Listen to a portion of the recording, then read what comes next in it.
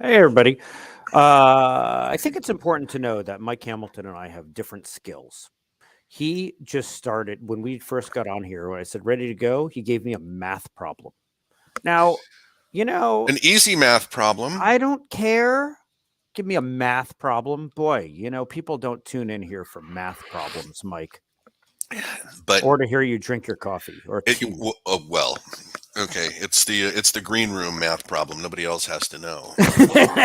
We're not going to tell anybody what it is. Oh my gosh, we've been to a lot of conferences. So many conferences. Yeah, no kidding. The entire month of February, I traveled, and and we were in the middle of our SOC 2 audit going on, so that was horrible. Yeah, well, but we met a lot of great people. I met terrific people, mostly in healthcare, where I traveled. I met the folks who work for Ovation Healthcare. I met the folks who are in emergency preparedness. I met the folks at American Hospitalization Rural, um, and lots of very interesting conversations, including the CFO who came up to me and said, "Hey, if a bunch of Russians walked into my emergency room and held it up and stopped all operations, I think America would respond differently than they do to a cyber attack. You?" That was a very interesting question to ask me at a conference. Yeah. Well, speaking of conferences, I think that AHA Rural Conference, I ended up being maybe a little infamous. One of the comments. What was the comment? Somebody wrote in our evaluation. One of the guys was a little extreme. I forget what it. Extreme, I think, is maybe the way. Okay. Yeah, Well, yeah. And hey, we just did a panel on the new national cybersecurity strategy. two of them. Great panel. We've done Hmm. two panels. One about what it is, and the other is how we can help organizations that are looking at it, saying, "Hey, what do I need to do?" There's regulation coming. Mike, you've been talking a lot about third-party risk, and now there are all of a sudden, not a surprise, new requirements for a bunch of sectors. That's right. And you and I have talked about this a bunch of times about how the sector-specific agencies have all the latitude in the world to go, and now water sector, this is your new requirement. So water, rail, and aviation all got new requirements, and everybody is saying, you have to assess yourself against the NIST framework. And Mhm. the NIST framework is getting extremely popular. And in fact, there was new guidance put out by HHS that said that the risk assessments going forward for the health sector are going to be conducted against the NIST framework and not HIPAA, which Yep. is a big change. Yeah, yeah, yeah, yeah, yep. And Fred Langston, your co-founder here at the company, has done a presentation about crosswalking Mhm. between HIPAA and NIST. So we may have to bring that one up again. Dust that Uh, off. hey, we got some big stories to talk about. Our friend across the local pond, Microsoft, wants you to reboot. Yes, they do. And so we'll get to threats and vulnerabilities, but Cliff Notes Outlook vulnerability is being exploited right now to grab LLMR credentials. And apparently, this is super easy to do. All you need to do is open an email and it's done. So there's that. There's also our other friend across the water. Not for you, for me, because I'm on the other side of the water, but Amazon. Story out is that Ring cameras may have been hacked. Mhm. So Amazon is saying, no, we had a third party that was compromised, but this isn't affecting Wait, Ring. are you saying that third parties create vulnerabilities, Mike? I'm saying third parties are the unlocked window that bad guys crawl through to get to the actual target. And it's happened Oh, again and again and interesting. again and again and again. Mm. But the other news, I mean, and this is on a lot of people's minds, is Silicon Valley Bank. I haven't heard of them. Tell me about it. I'm just Oh, kidding. Go ahead. well, it turns out they're a bank that holds a lot of money for startups, tech people, stuff like that. Well, since they collapsed, the obvious thing is happening, right? Hey, people are being contacted and saying, here's my new bank, start sending payments here. And so there's just BEC, business email compromise, going on everywhere. It was completely predicted. As soon as Silicon Valley Bank was seized by regulators, they said, okay, here's what's going to happen. And it's happening. And by the way, so if you have, so look, it does happen. that vendors and companies change banks. Like, as we can see, like that's actually a thing. So it's not always a scam when somebody says, "Hey, change my account and routing number." You need to have procedures around that. So when one of your vendors or somebody you're paying or somebody who's paying you says, "Hey, change things," you need to have actual procedures around that you follow and not wait for, "Oh my gosh, it has to happen right now," to have those Yeah, procedures. well, those procedures need to involve looking up the original contact information from the contract and using that to contact him, because bad guy will send you a phone number, in an email. Don't use that phone number. Yeah. And if it's 8675309, don't use that either. All right. Right. Hey, bad guys. Lots of bad guys coming up this week. Yeah, Lockbit. What well, they Lockbit keep seems showing to up everywhere. be. These guys are really aggressive, and Are they Russian? Remind me, yeah, where are they? Yeah. and they are taking no prisoners, man. They don't care what they do. They are really bad. FBI and CISA also put out a warning. Well, not a warning, but they're sharing tactics on Royal ransomware, which is showing up in the health sector a lot. Hmm. Um, what else? Bad guys. Emotet is back. At once, like the worst, botnet we had. It now has improved capabilities, and they're saying now it's become an initial access tool. So, in fact, it's Emotet and something grab snatch or something like, I mean, some kind of malware. But it's what they're doing is they're hiding a whole lot of the command and control traffic in Hmm. DNS. So keep an eye on DNS when there's a lot of, for example, DNS text records, TXT records Hmm. going out. Right, those are hardly used, but you can stuff all kinds of stuff in there. So keep an eye on your DNS traffic. And Uh, and as you always say, when we think about these ransomware gangs, as we see more layoffs, the ransomware gangs are trying to hire people. They are, and they're offering a lot of money. Like one report was up to $240,000 a year. Okay, that's a chunk of change to work for crime. And the fact that crime is paying so well, and the fact that there's so many tech layoffs going on, means that our criminal organizations could have their ranks swelled here, and that would not be good for anyone. Don't you remember the old posters, Mike? Crime doesn't pay. Uh, Turns out those are 20th century posters, and crime Mm, does pay in the 21st century. Hey, okay. the commonly or no known exploited vulnerabilities called the KEV list. You know what I'm talking about? The one that Hmm. CISA puts out. Hmm. Um, a company did a deep dive into what exactly they classified the different things that were on that list, and it turns out most of the known exploited vulnerabilities are against firmware, and that was a surprise. That is very surprising, because you see these firmware vulnerabilities come in, you go, "Oh, I'll get to it, when I can." It's somebody would have to have physical access to get to firmware. Not so. Um, I would check that article out if you are in um, an organization that has operational technology where firmware is the only way to upgrade stuff. Hmm. Yeah, check that out. What else? One more, the Medusa ransomware gang. All Does of it? these It tools turns are, you to stone. well, yeah, and gives you snake hair. Um, these gangs are proliferating, and their tools are getting better and better. This one's nasty stuff. It shuts down something like 280 processes running on a Windows computer that might prevent encryption. This stuff is really getting sophisticated, and it's just becoming harder and harder to detect and to root this stuff out. That's not good.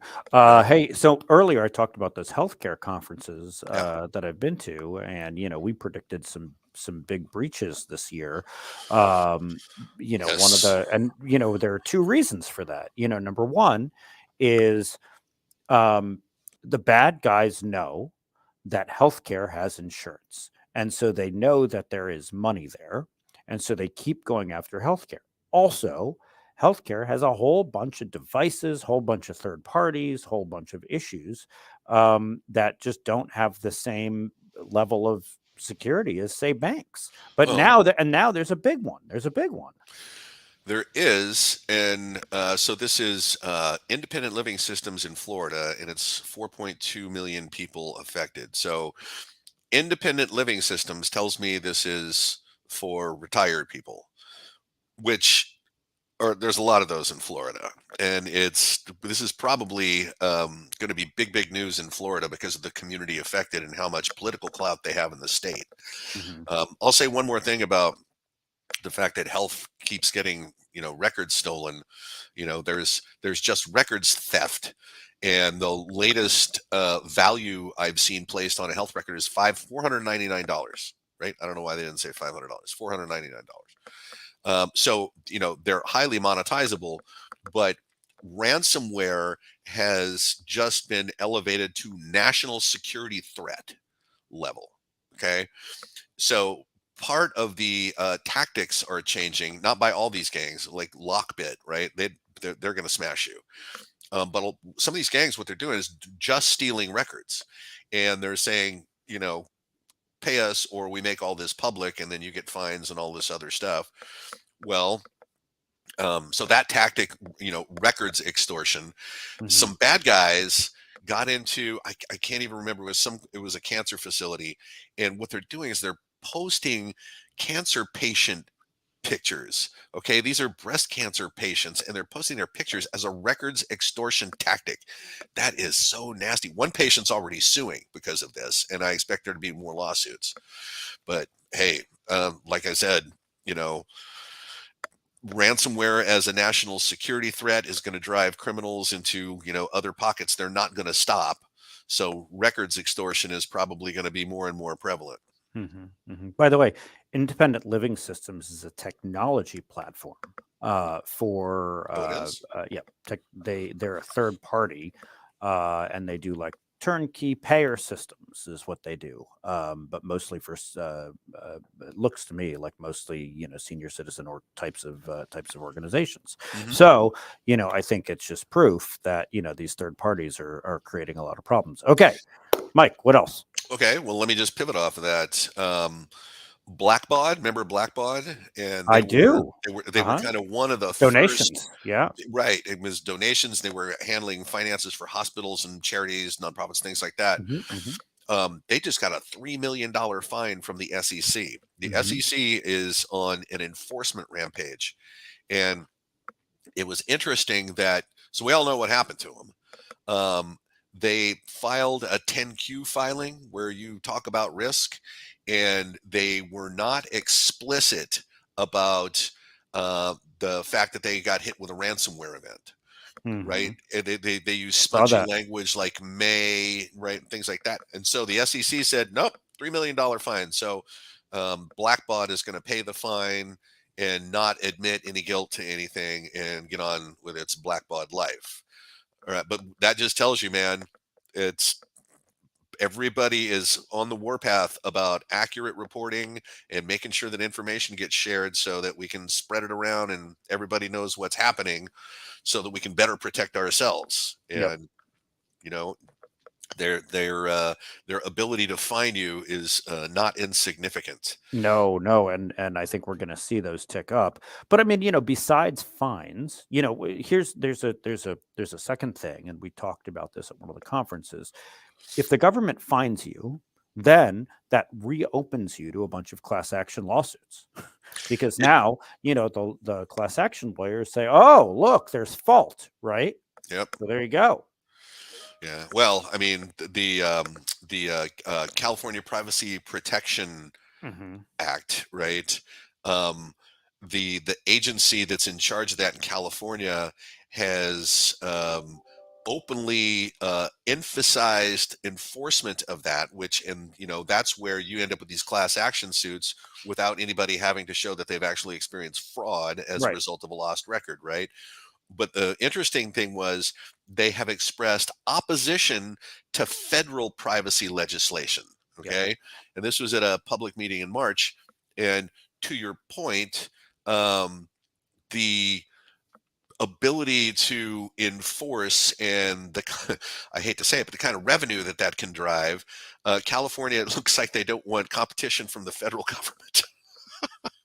I I mean, mean, I hate to be cynical like that, but that's kind of my read there. yeah, yeah, for sure. Okay, government. City of Oakland's been crushed. Oh, I That's never like to hear that. and they're not going to pay. Information showing up online. I mean, it's the same old story, but Oakland's a pretty significant city to get hit that hard, and apparently they got hit pretty hard. Um, Here's an interesting one in government. Hmm. The health data of hundreds of members of Congress has been stolen.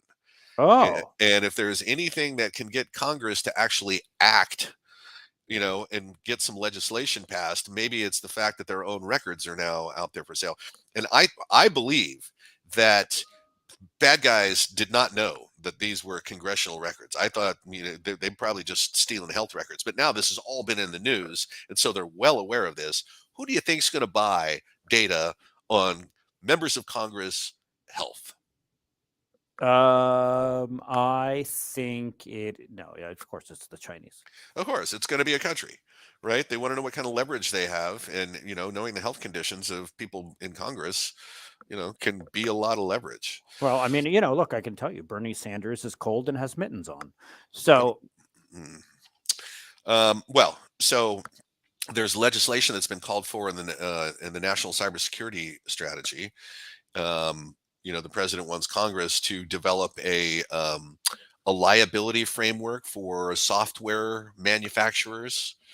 And it's not likely Congress is going to legislate new regulation on behalf of the Biden administration. But hey, this may get them to act on something. We'll see. mhm. But you're in the crosshairs now. What else? Microsoft has said that Russia is gearing up for a new cyber assault against Ukraine. And we're also saying that we, the US, should be bracing for more brazen Russian cyber attacks against us, right? Because of the war going on. Um, Not only that, there's a warning out that China could be a real threat to our infrastructure because of Taiwan.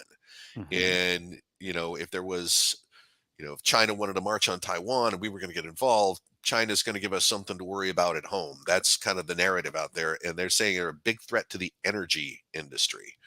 So we don't want Well, lights that out doesn't make me because feel what goes good. on in Taiwan. No. Hey, threats and vulns. Who do you get for threats and vulns, Mike?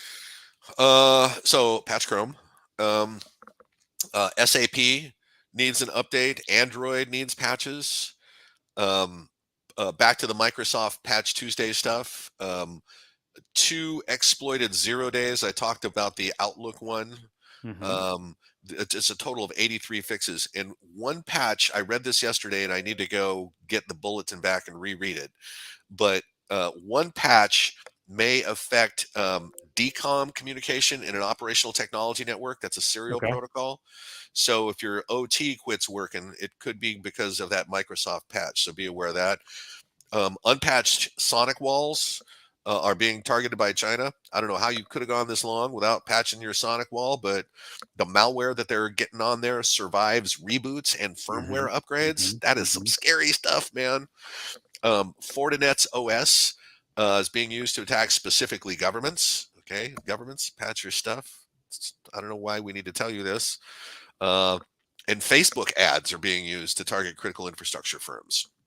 I So mean, sure. I mean, Anyone can buy an we've all ad. bled over into nation state activity, and the difference between nation state stuff and criminal stuff used to be pretty clear. Is not clear Well, anymore. so and by the way, I'm gonna say something here that might be a little bit controversial, which is, we have seen as Twitter has done massive layoffs that criminals have been able to well buy verified accounts and use Twitter to launch attacks. Facebook is in the middle of doing massive layoffs Yep. now. Very different companies, very different situations for their layoffs. Very different leadership.